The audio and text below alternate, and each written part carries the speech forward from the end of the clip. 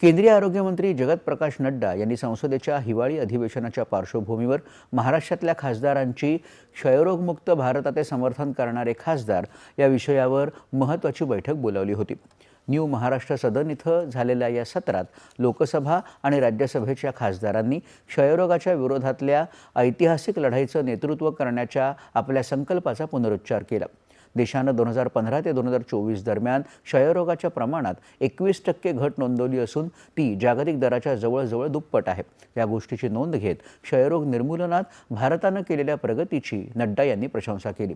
जागतिक आरोग्य संघटनेच्या जागतिक क्षयरोग अहवाल 2025 मध्ये अधोरेखित केल्यानुसार भारतानं उपचारांच्या 90% यशाच्या दरासह जागतिक स्तरावर सरासरी 88% टप्पा ओलांडला आहे। क्षयरोगमुक्त भारत अभियानात महाराष्ट्र आघाडीवर आहे या गोष्टीची त्यांनी प्रशंसा केली आणि निरोगी भविष्याच्या दिशेनं वेगानं प्रगती करण्यासाठी लोकनियुक्त प्रतिनिधींची भूमिका महत्त्वाची असल्याचा त्यांनी पुनरुच्चार केला।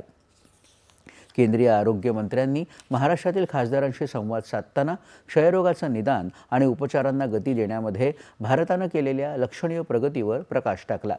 क्षयरोगमुक्त भारत मोहिमेत भागीदार म्हणून काम करणाऱ्या निक्षय मित्रांची महत्त्वाची भूमिकाही नड्डा यांनी अधोरेखित केली।